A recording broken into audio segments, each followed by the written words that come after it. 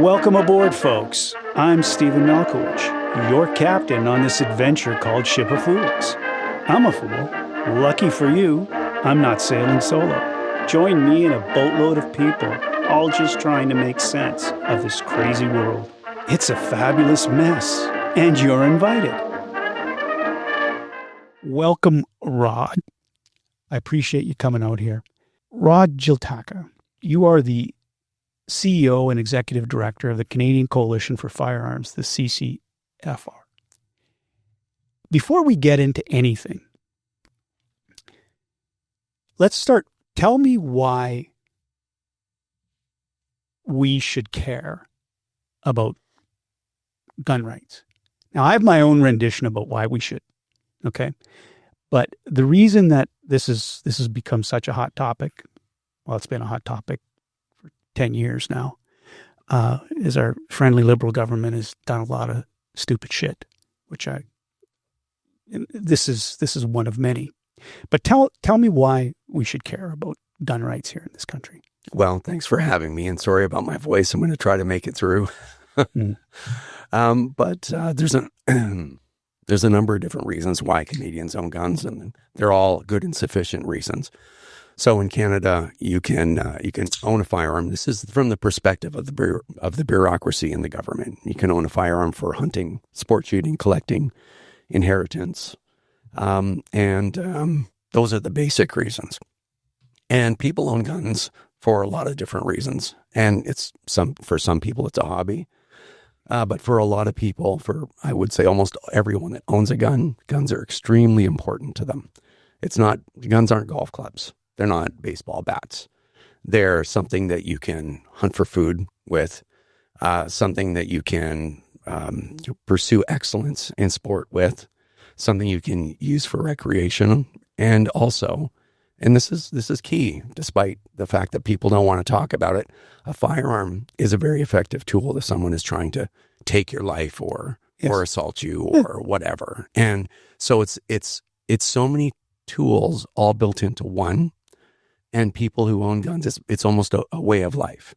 And so when you're talking about misinterpreting the societal causes of violence or what enables violence, and you're saying, well, you know what, let's just take all these guns. I think most people don't understand what they're asking. They think it's like, oh, no big deal. It's like, okay, well, no more sports cars. It's like, no, this is a big deal because guns are so important. And I just want to give you one more example. They're so important that over the last, 150 years, we've accumulated almost 900, although some are gone, 900 shooting clubs, fishing game clubs across the country, which represents billions upon billions of dollars in real estate and billions of dollars of improvements upon that real estate.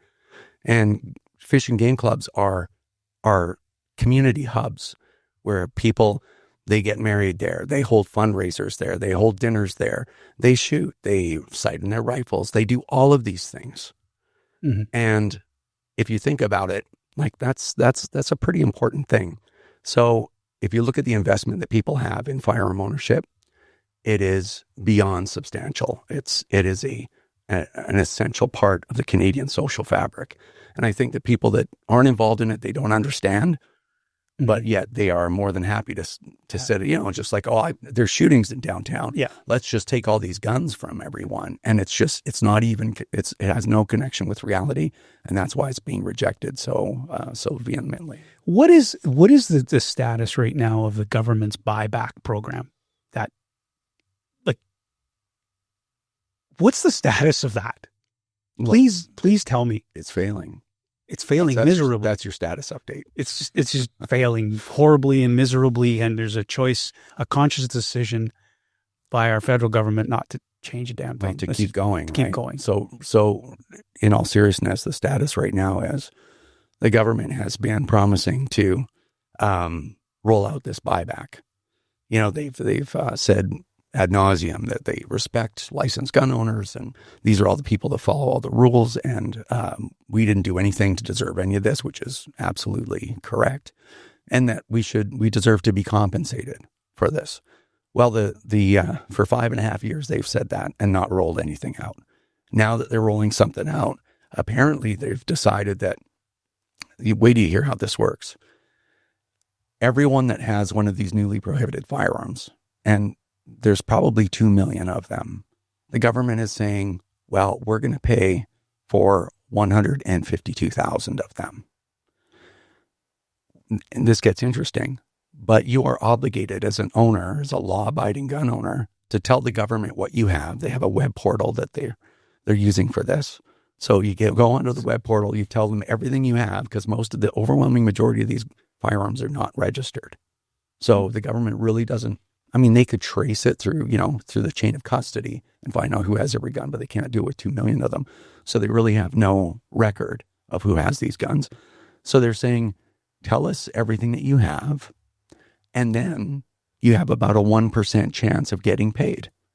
And then even if we don't pay you, your choices are, number one, you can pay out of your own pocket $400 to $700 for each firearm to have it deactivated and certified as deactivated and send us that certification out of your own pocket. You're not getting paid anything, but you're going to do this out of your own pocket because we're playing politics.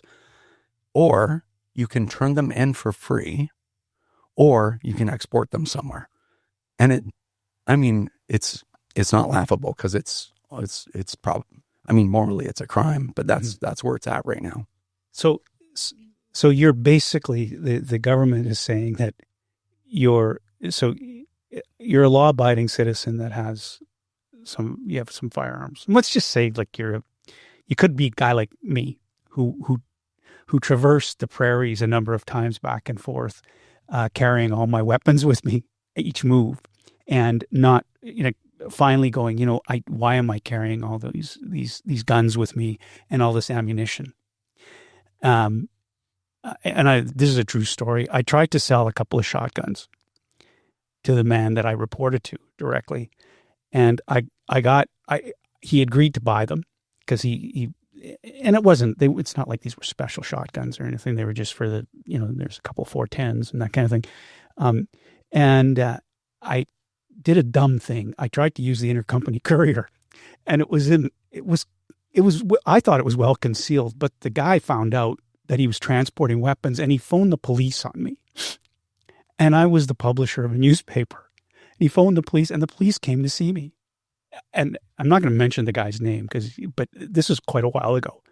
And I was going, so I phoned the sergeant in the New West Police Department, and I said, I'm not going to get into trouble here. This is ridiculous. He's like, don't worry about it. Whatever happens, I'll make it go away. This is stupid. And I said, look, I want to if this is such a problem here, I want to get rid of these guns. Like, what do I do? He goes, you could just come to the police to the shop here and drop them off with all the ammo. And that's what I ended up doing. And when my father found out that that's what I had done, he went ballistic. He did. He goes, what did you do with it? You know that how much money I spent on all, and I was, yeah, I did. But Dad, I didn't. This is back like quite a while ago. I said, Dad, I didn't like. I'm not a hunt.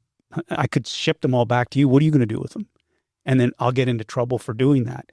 So this is back, and then you just put it out of your head because you don't. I live in, we're here in the Lower Mainland of British Columbia. I don't hunt. I don't fish. Like I said before, I was brought up in a hunting and fishing family, and my dad tried like hell to, and I went hunting when I was a kid. Like I remember taking, if you're going to hunt, I had to take hunter safety. Everything was by the book. My father was a lifelong member of Ducks Unlimited, which is an organization that they conserve. They actually conserve so the game birds so they can hunt. That, and it's not just a bunch of rich, dumbass white guys. They're actually an organization that it's North American wide, but no one really, because it doesn't affect them. It doesn't affect them.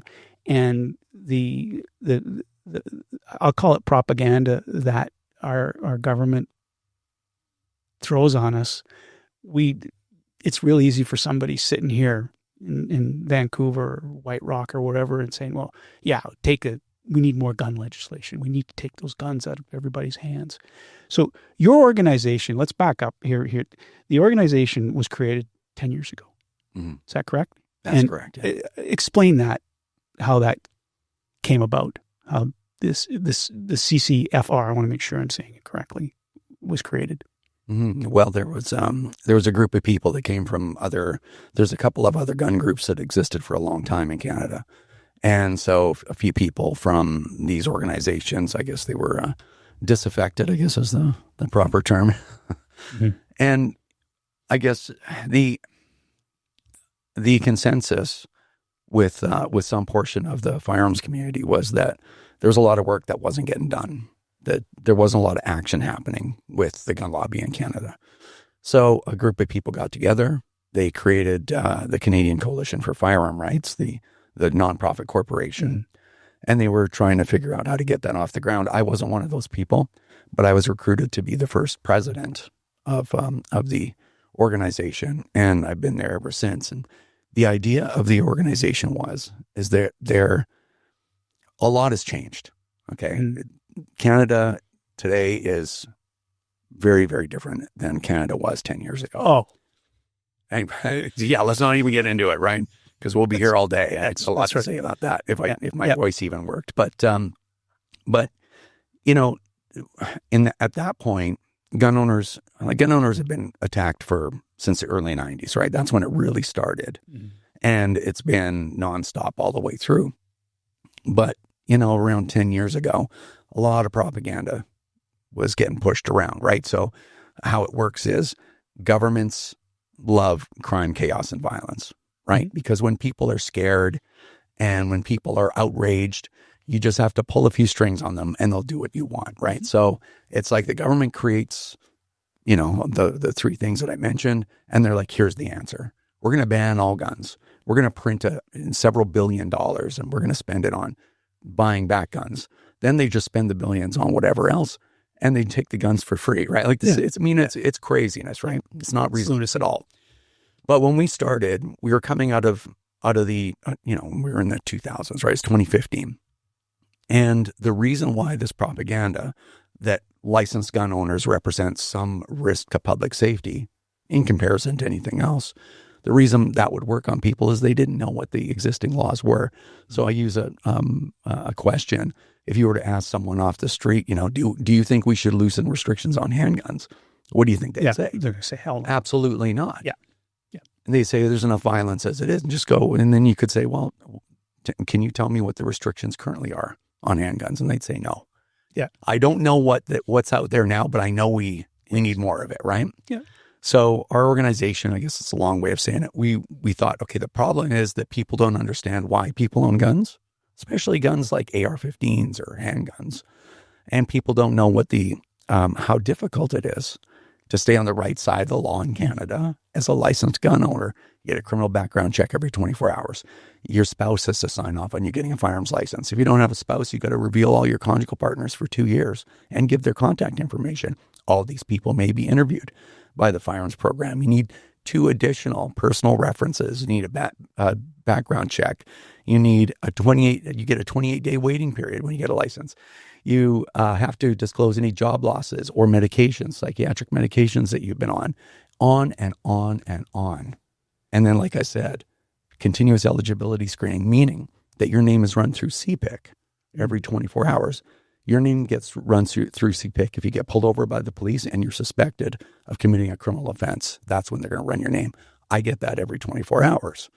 So when people find out, and handguns and AR-15s are registered, so the government knows where they are, plus there's safe storage regulations, transportation regulations, handling regulations, and all of those, contravention of any of those regulations is a criminal offense, not a regulatory offense like a speeding ticket, like jail time and fines, criminal record, and firearm prohibition from improper storage or transport. So we figured, again, long story short, right?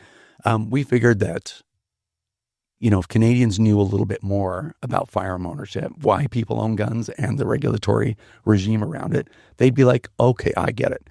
You guys aren't the problem. I need to focus on criminals. It sounds simple, but very difficult to do, certainly now. Yeah. So that's how we started. We were a nonpartisan organization, but we found out that as we progressed as an organization, we included lobbying, we included lawsuits, we included participation. We were I think now that the dust has settled, somewhere around the 6th or 7th largest third-party advertiser in the last election in Canada, like in the country. Yeah. Right. So we've incorporated a lot of things because the landscape has changed. Politics and, firearm regulation and the way that licensed gun owners are being treated is not reasonable. So we had to change along with that. But like I said, a long answer, but we've evolved to do a lot of different things. This though, to me, and I was discussing this, we were discussing this morning, is once again like the tip of the iceberg. I look at it like this is another encroachment on, and I don't want to sound like I'm my personal liberties, but I'm going to say that. Well, it's true. It's true. Yeah, it's true. It's just true. I don't want somebody, when I'm having a conversation in my backyard with my neighbor, I don't want somebody listening in on that conversation. That's private. There's a lot of things. I don't know when the last time you went and tried to open up a bank account for a business. Why do you need to see my passport? Hey, try to withdraw $5,000 of cash from your account. Tell me about that. Yeah. Oh, what do you need it for? I'm like, are you joking me right now? Try to wire money to the U.S. Yeah. Like it's $500. It's like, what do you do? I got a list. I'm like, I've never had to do this before. This was just I think 2 weeks ago. I've never had to do that before. So it's every facet of our life now. Yeah. It's just, it never ends. Yeah. So, but I tell a kind of a funny story about this is how touchy I am. We have grandkids. This happened quite a while ago. We went to McDonald's and we're getting the Happy Meals. And the guy behind the counter asked me, boy or girl? That's none of your business.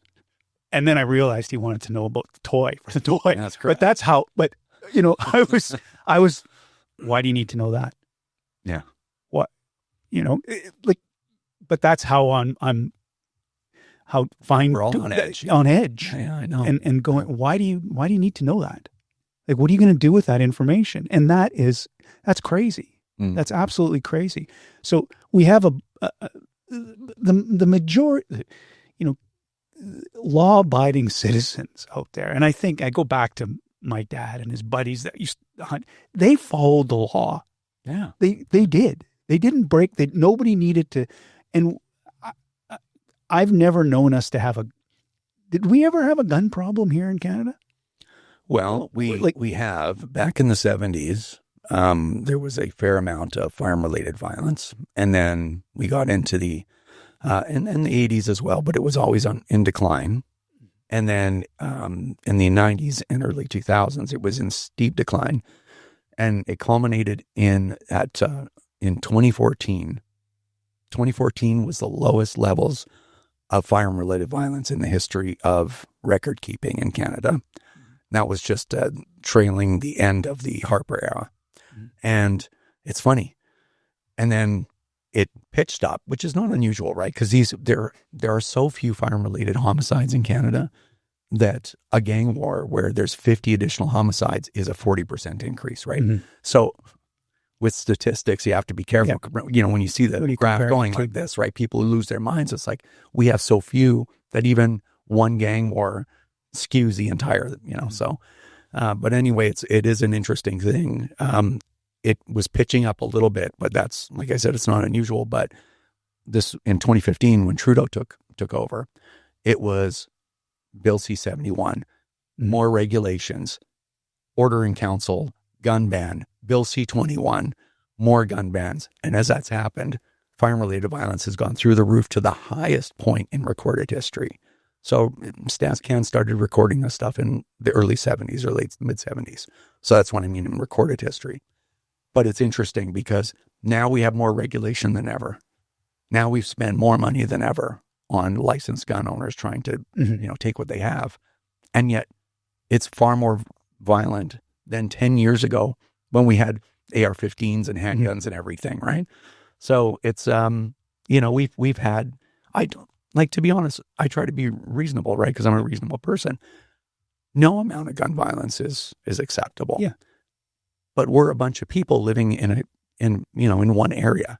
So you're going to have things happen. Yeah. So how do we mitigate these things? And if we have to respect people to own property like cars, or anything else, then we have to go, okay, well, there's an appropriate amount of regulation that doesn't infringe on people's ability to own certain things. And that's the best we can do. And when it comes to firearm-related violence, it's like, we can do better. But to do better, we have to go to the root causes of violence. So unemployment, lack of opportunity, mental illness. The economy plays a huge role. When you're talking, and firearm-related violence is different in different parts of the country. So in Toronto, it's a lot of racialized violence. Yes. So you have people just outside of Toronto are in communities where they believe that they have no future. Yeah. So then you infuse gangster culture into that, and look what you get. Yeah. Here in Vancouver, it's different. We have affluent young men and women getting involved in gang culture because it's glamorous. And a lot of it has an international connection as well. So the violence is different. But anyway, it's if you really want to see violence, not just firearm-related violence decrease, but all violence, go after the root causes, and you'll see those problems improve. Yeah. So let's talk a little bit about where the organization. I was doing a little bit of research. Is it a constant battle with does the federal government, do the politicians listen to you at all? Like, I know you go to Ottawa, but do they, and I don't mean that facetiously. I mean, do they listen to you because you're a very articulate guy, like you are. You've been doing this for quite a while. Do they listen? Do they get it? Well, it depends, right? I was born in Canada, right? Yeah. And I've never seen it like this before. And this almost goes back to what I was saying about the reason why we started the CCFR and how I said it was nonpartisan. We just wanted to bring common sense to firearm regulation and also play some role in reducing societal violence, because, it's part of the deal. We'll give something to get something, right? Yeah. And so the Liberals will not even acknowledge we exist, other than to run smear campaigns. Like, I've had national smear campaigns run against me personally. It's really something, actually, until it happens to you. You don't really understand what that's like, but that's what they do. That's how they respond to our requests to meet or whatever, and our good faith requests. And then the Conservatives, we've been working with the Conservatives very closely for a long time, because they listen. They'll listen. Well, will they listen? Steven, I don't like partisanship, but the landscape leaves me no choice but to be partisan, because one side will listen. One side goes, we could be wrong about that. We should probably change direction. The other side of it is put your foot to the floor, and anybody that gets in the way gets run over. And this is where we are, right? So this is the experience that I've had. So it's, it's a difficult situation. So, Rod, we can back up a little bit to what your background. You were recruited for this position, for this role. What's your background? Well, I'm a non-recovering workaholic. Okay. So, in those days when I was recruited, I worked in business development, primarily in the United States, and this was in the building controls industry. But at the same time, I had a firearms training company here in British Columbia, and part of that was I also had a YouTube channel, and it was in the early days, like 2008, kind of days, 2009, of firearm-related YouTube. So I had a channel that was the biggest Canadian firearm-related channel on YouTube, which is very small compared to the American ones. But so I had a bit of a profile in the community, and and I used to work in business development, and that's actually, someone took me shooting, one of my clients, back, I think it was around 2006. I had never seen a gun in my life, actually. So you're not like you No. you don't come from a. No, I went hunting for the first time a couple of years ago. Holy shit. So, but I owned a training company, right? Yeah. Because someone took me shooting. I got hyper interested in it. I learned all about the politics of it because I was interested, because I grew up in the city. Mm-hmm. And I was like, well, I don't want to own guns if that's going to contribute to violence. Like, I'm not even joking. Yeah. So you're wondering, no, he's a gun lobby, and he doesn't care about violence. Like, no, I do. And so I learned about the topic before I ever bought a gun, because I didn't want to be part of the problem, because I had all the same preconceived notions, I think, as most people that didn't own guns. And as I learned about that, I became even more interested. I'm like, but all the things that these people here say aren't true. This was my awakening period, right? Where I'm like, people are going to lie. The media is going to lie. The government lies, like they breathe with ease. Like, it's just part of their job is to lie. And so it was a bit of a jarring experience, but that was the background. So like, that's kind of shocking to me. Because I'm like, I told you before, I was brought up around guns and fishing rods and going to Ducks Unlimited banquets and, unwillingly a lot of times, but, and it was around that all the time. I can name the seasons and what, in a family that, they hunted to eat. Like, that's what they did. They hunted to eat. There were times when, my father would go moose hunting and spend more on, he could have bought like 4 or 5 cows and beef instead of pulling that moose out of the bush and burning out 3 skidoos doing it. That's how hard that they, and no matter what, because I'm a prairie boy and I've been back and forth a couple of times, this really didn't come to the forefront for me. We have a son that is into competitive shooting now, and I start talking to him and find out, okay, so because I'm following it a little bit, but how does that really affect me? Like, I'm living here in the Lower Mainland. I don't hunt. I don't shoot competitively. I enjoyed shooting guns. Like, it was actually fun. Like, it is kind of neat. Like, I enjoyed it a little too much. I mean, from the fact of just, you don't waste ammunition, being told that a lot. What are you shooting at? You can't just go shoot at stuff. Like, don't just shoot guns. It's expensive for bullets.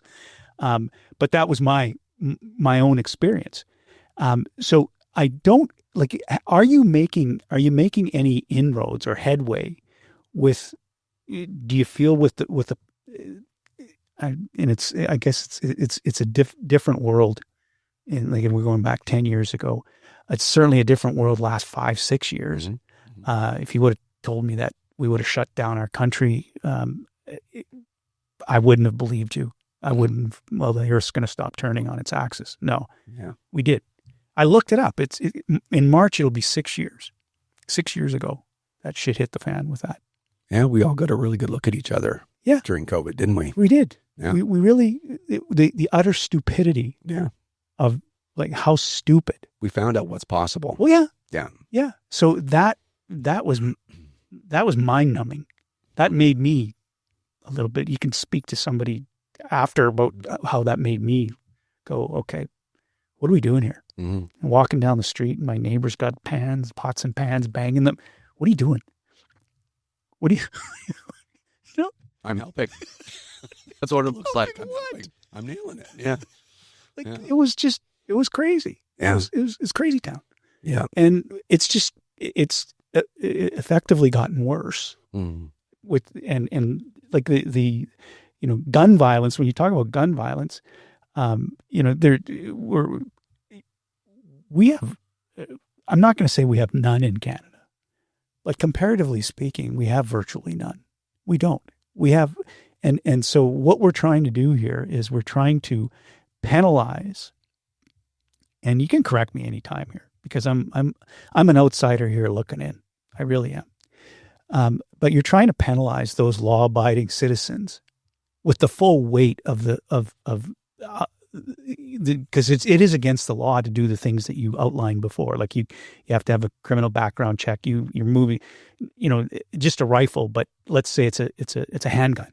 like the amount of red tape, like to just transport a handgun from the safe in your house to the shooting range. Yeah. There's like 16 or 17 different things that you can go to jail for. And I was schooled on that. And oh yeah, what are you doing? We Canadians need to just stop pretending that private firearm ownership has any bearing on firearm related violence. You know, it used to be our job to try to bring that to light, to help people understand. But you know, I think it has to do with a lot of things. Obviously, we've had a lot of malevolent government, and I've never seen anything like it. I mean, I've been around a while, right? I'm a disaffected liberal voter. I voted for Paul Martin. I voted for Jean Chrétien. I was young then. And then after I'm that, not going to hold that against you. It's like I'm cleansing myself. You could cleanse yourself. You're talking to a guy dressed in blue. I'm like, I couldn't be more. You run an orangutan and I'm voting and put a blue shirt on him. Yeah. That's me. Well, you know what though? The last thing I ever would have considered myself was a conservative, growing up. So, but now it's like conservative they're the new centrist party, right? You know, everyone's shifted so far to the left. The conservatives have shifted left a little bit too, just not as far as everyone else. But it's the CCFRs had to evolve because the behavior of government, what they're willing to do to accomplish whatever it is their agenda is, has changed.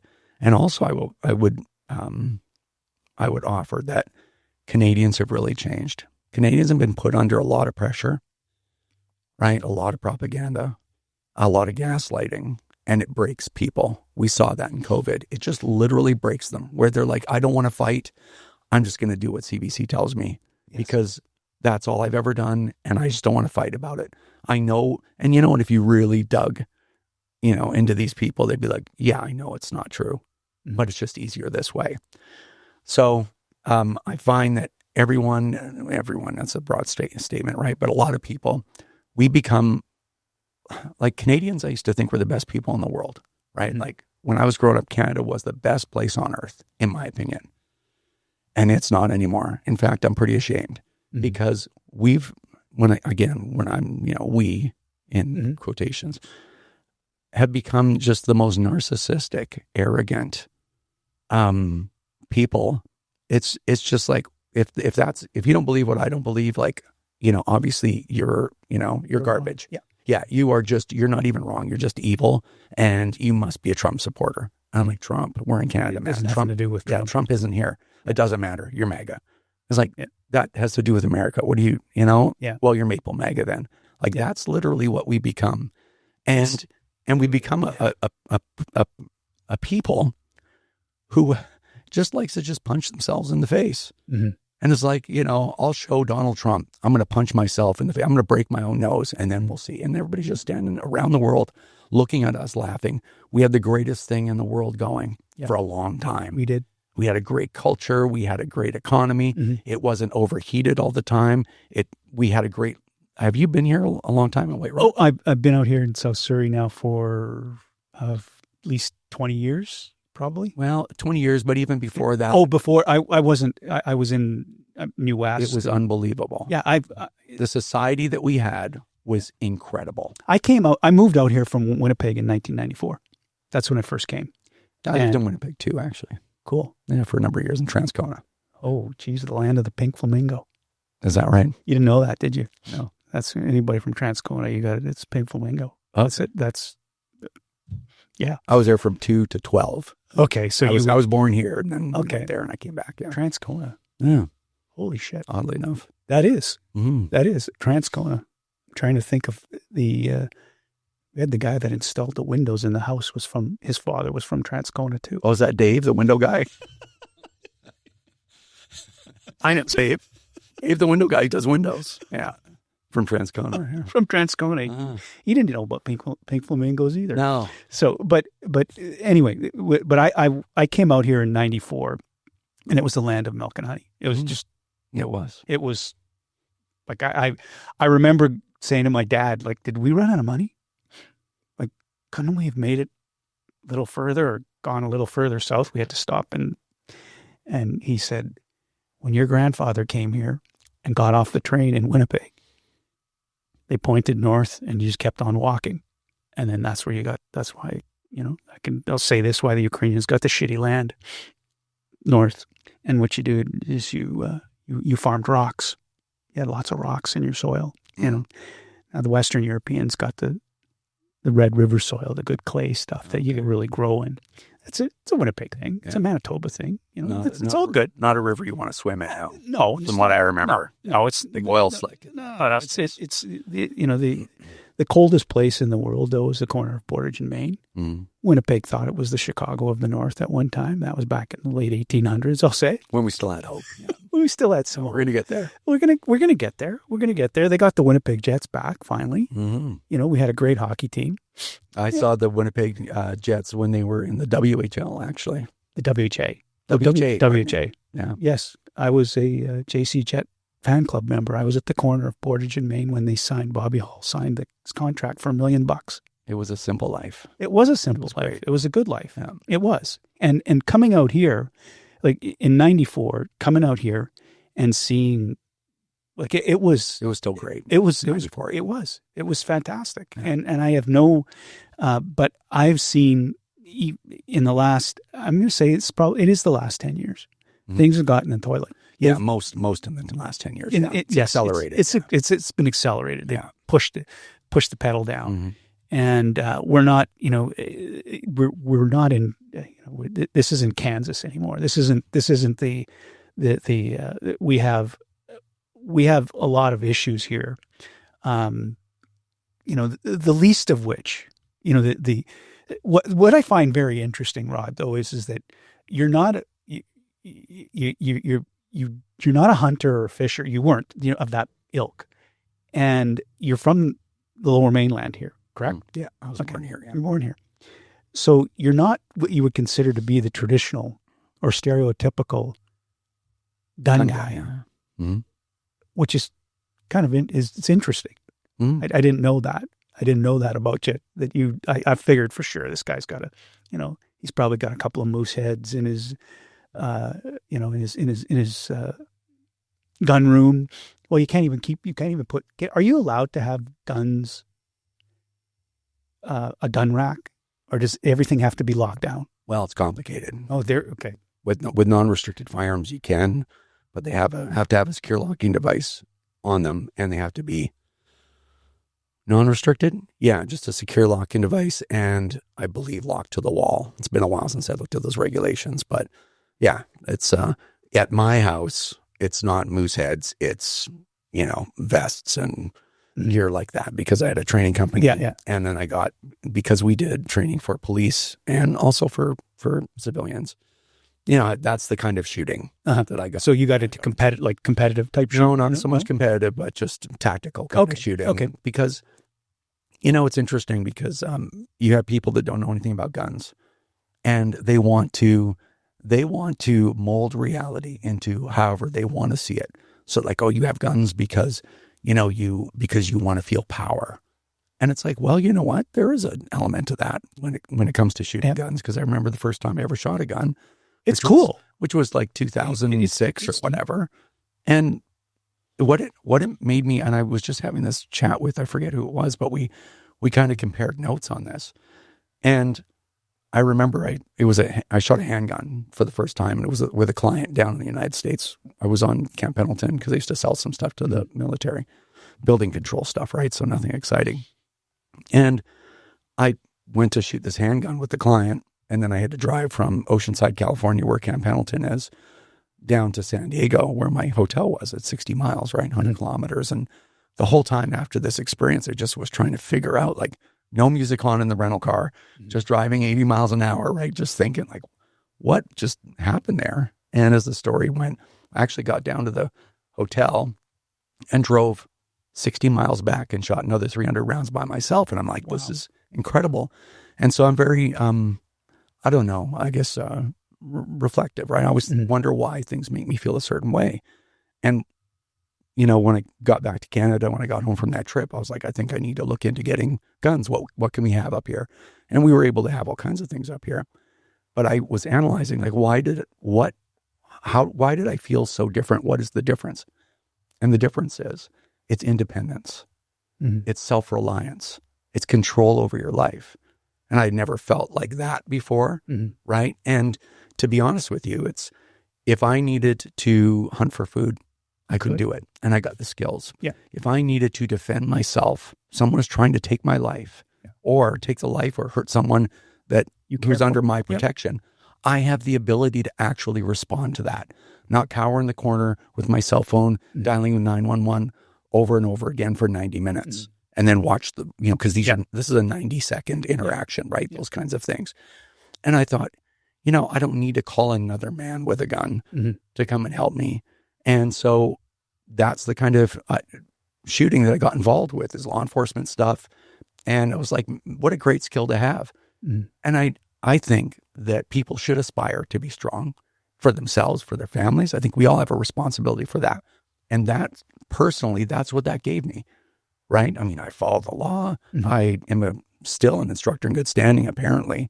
I haven't taught a course since COVID happened, but I ran 3,500 people through the Canadian Firearms Safety course.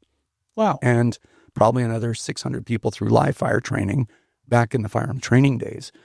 And and the firearm safety course is all about compliance. Yes. I'm telling people how to comply with the law, and that is their duty and everything. It's a law-abiding, proud, highly competent gun owner. And I was extremely proud of that. It is part of who I am.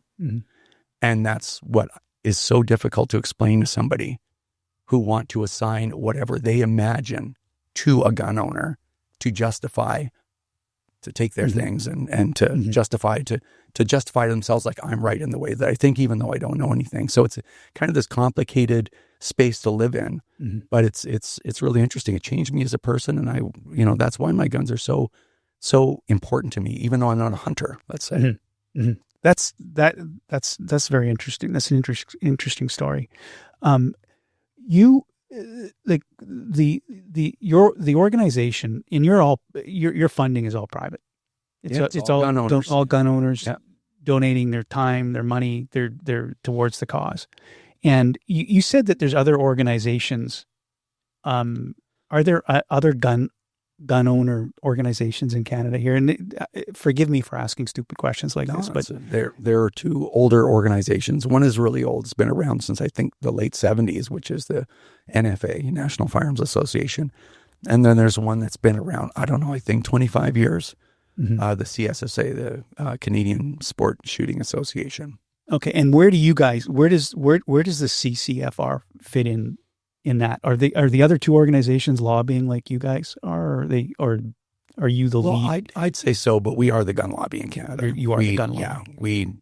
Yeah. There's a number of reasons. I don't like to talk too much about that because it's not like, we're so much better or whatever, but we're a far larger organization. We've done far bigger things than the gun lobby all combined in Canadian history has done. So, and we're far more active. So, in my opinion, we are the gun lobby in Canada. And you're not afraid. The one thing I realized when I first reached out to talk was that you're not afraid to talk about it either. No. You're not afraid to talk about it and be honest. And that's what's coming out here, is that you're a very honest guy, and that you're not the big bad boogeyman that's and I'll say this, I'll jump across the border here and talk about the NRA. Okay. The reality is that the NRA, in my mind, growing up as a kid, and I knew what the NRA was. It was, they were safety first. They were all the same things, because I told you I went through hunter safety. I had to take courses and make sure I knew how to handle a gun, and make sure when you walk with the gun, the muzzle's down. All those little things that you don't. So when the NRA started to get the bad name that it was getting in the U.S., I was, going, what's going on? And I got sucked into that sort of I don't want to say vacuum, but thinking that, oh, well, the NRA is really bad. The NRA, because, and it was, it's the gun lobby. And then you have people in the US it's a very litigious society. So there's trying to sue the gun manufacturer. All this shit's going on. And we're certainly not that. I used to be able to say that. We're certainly not that. We don't have anybody, I certainly didn't grow up around any gun violence. I didn't. I still don't. There's not gun violence doesn't play a real big role in my life. Occasionally hear a news piece that there was some gun violence here in Surrey but that's another story. That's extortion and all kinds of shit that's going on. But that has nothing to do with the whether or not somebody has the right to have a firearm and shit like that. It really doesn't. So I would imagine that the reason I brought the NRA up is because there's constant comparisons. And I was reading this to your organization and the NRA, which is totally false. There's nothing there. I've never had an interaction with the NRA ever. But when I was doing my reading, and Google is dangerous, right? You start going down the rabbit hole and you start reading and going, wow, holy shit. I didn't know that. And I didn't know the smear campaigns, the things that have been going on over the last 10, 15 years. Because it didn't affect me. It wasn't a thing. And like you said earlier, somebody were to come up, do you think handguns, everybody should be carrying a handgun down on the street and we should have no law? I mean, of course not. But I don't know anything. I'm an idiot here when it comes to this stuff. So you have, I would say that you have a crazy uphill battle here. You do. It is. But like I said, it's the tip of the iceberg, and just our federal government taking it to, you have now jumping around here, but you've done training. You were training police officers and the like with firearms, correct? That's what so you have law enforcement even coming out and saying what the federal government's doing is insane, right? Yeah. Yeah. Well, and the significant part of that is, I mean, police chiefs and especially brass, right? Because brass are the politicians more than they are officers, right? Those guys, they would justify having a camera in everybody's bathroom if they could. Yeah. To, for public safety kind of thing, just in case something went wrong in the bathroom. They want everything traditionally. And even these guys now are do not do this. Do not spend the money. Licensed gun owners are not a problem. It's 1 in 1,000. It's not worth it. We have real problems. It's interesting, right? When society starts developing real problems, the priorities are supposed to shift, right? If you're nothing's on TV and I'm paying for this TV package, or, oh my God, my house is on fire. Well, the TV package is not a problem now. I'll deal with the TV package later. I got to get out. And so that's a state of Canada right now. The country is on fire. The police are do not do this. Let's get back to the days where there were 140 firearm-related homicides in the entire country over the course of a year, and then we'll start looking at firearm regulation. Other than that, it's not these guys. Don't do it. And that, I don't think people understand how significant that is. Going back to what you said before, that whether it's an uphill battle, yeah, it is. We're losing, right? And my background is in sales. So it's what did you sell? Well, I had all these meetings. What did you sell? Okay, well, I didn't sell anything. So for me, I'm my own worst critic. I'm well, we've done nothing but lose. But if you look at the things that we've done, which you can find on our website kind of thing, you just look through that list, you go, oh man, these guys have done a pile of work. I'd like to think, and most people say, well, we would have lost everything and all this stuff would have been done and we would have nothing if it weren't for the CCFR doing all this stuff. And I'm well, maybe, right? But we are not doing well. We're not winning. Right now, the only thing that we're doing is trying to hold the government back, is trying to help highlight their failures as it applies to public safety and how they want to misdirect billions to take our guns. And it's for a reason. It's not for no reason. But this is that's our job right now. So, listen, it's funny because the liberals listen to police. When the police are saying that something that helps their agenda, when the police are saying, no, leave the gun owners alone, they're like, what police? We don't hear anything. So, and I don't know if you want me to address the NRA thing. Yeah, address the NRA thing. Well, it's interesting because NRA style, gun lobby, all that kind of stuff, that's used as a pejorative, right? That's what they use. It's just like they want, and again, right, this is all about propaganda. This is all about manipulation, mental manipulation. Get people to connect, people like me, to the NRA in the United States because someone has already done the heavy lifting. The NRA is conceived, it's thought of like some terrible organization that wants children to have handguns. Yeah. That's cool, right? Well, people have put a lot of effort into getting. And by the way, the NRA is like the gun lobby light in the United States. Hey, there's a lot of really big groups down, and the NRA is the biggest, but they're the one that everyone else goes, man, those guys, they're just compromisers. It's kind of interesting. So, but they try to connect the NRA thing because they also want to connect American gun violence to the debate in Canada, because if you were an anti-gun individual, and I was here, and we had an exchange, and even if you had studied for 2 months every night, you would still lose. You'd still lose the debate because either something is true or it isn't, and it is demonstrably true that licensed gun owners do not represent a disproportionate risk to public safety. Full stop. Yes. And we don't have so it's to your benefit to link the United States into that so you can leverage the carnage down there. Now, in the United States, there's completely different reasons to own firearms. They have codified rights. Yes. They have a different culture. They have a raging gang problem, by the way. The number one cause of firearm-related death in the United States is suicide. And you could rightly say, well, maybe that's because they all have guns everywhere. Maybe. But it's not that they wouldn't do it another way. In Canada, for men, it's hanging. And for women, it's pills. So I don't know.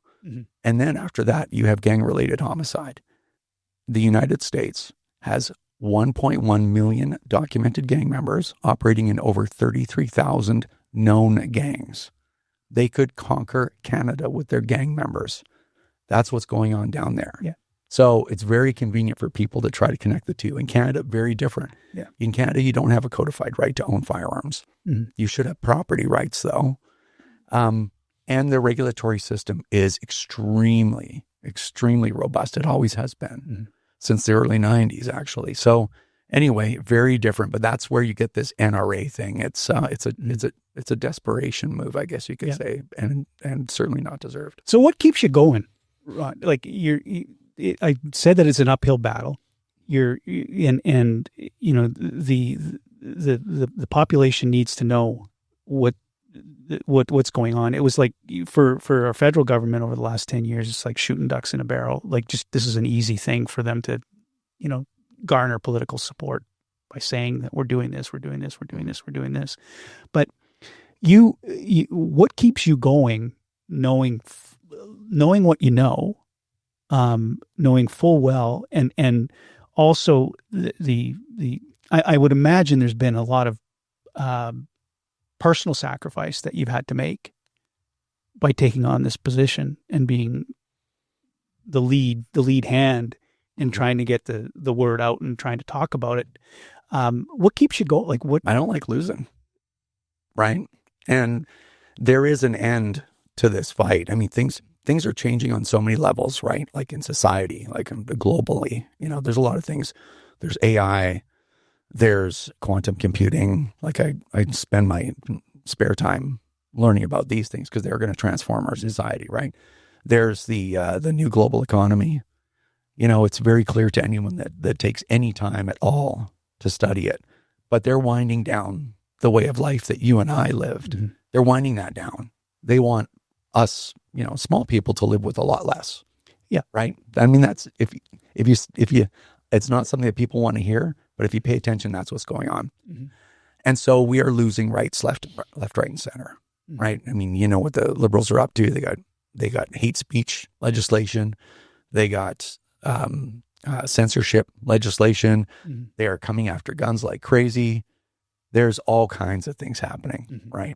And I think that I can't do everything because I'm just one person, obviously. But firearms are really, really important. And I can't not fight these people because the day that I walk away is the day they're like, finally, we got rid of that guy. We did everything we could. Now he's gone. Thank goodness.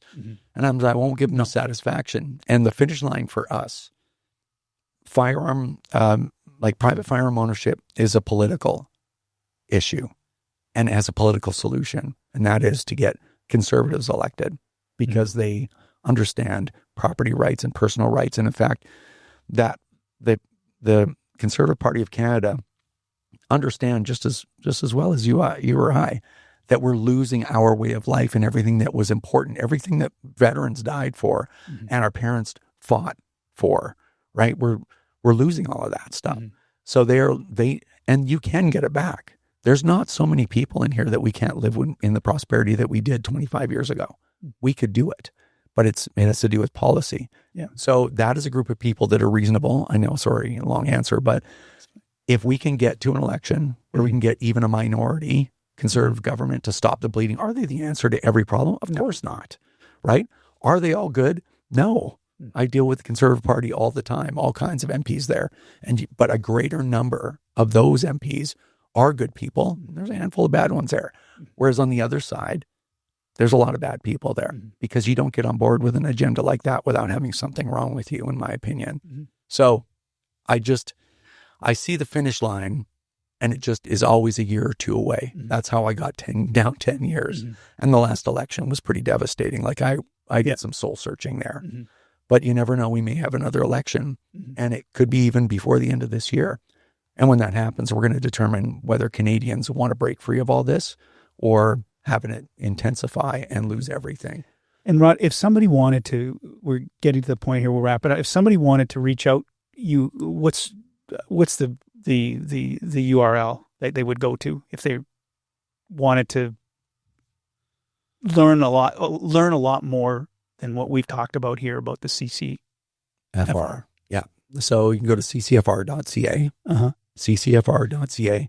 And if you want to know about our organization or whether or not you would support us, go to ccfr.ca, click Why Join. We're the only organization ever that records on our website everything that we've done since we became. And because I think with any nonprofit, you want to know if they're doing any work, right? Especially if you're going to work, have the government take half of your money just because, and then you have the other half to pay all your expenses. And now it's even worse than ever, right? Yes. Money does go a long way. So we want to make sure that people know that we are working and they can judge what we've done on its face. Because I'd say it all the time, like either something's true or it's not, either we're working or we're not. So click Why Join, scroll down to the bottom of the page. That's the newest stuff. Up at the top is where we started. And you can decide whether or not you want to support our organization. But we're going to keep fighting these people until there's no fight left. Well said, Rod. Thank you so much for coming. I really appreciate it. I know you were battling through the voice thing, but I'm so happy that you came, buddy. Yeah. Thank you so much. Thanks. You may be asking yourself, what's any of this got to do with me? Absolutely nothing. Until next time.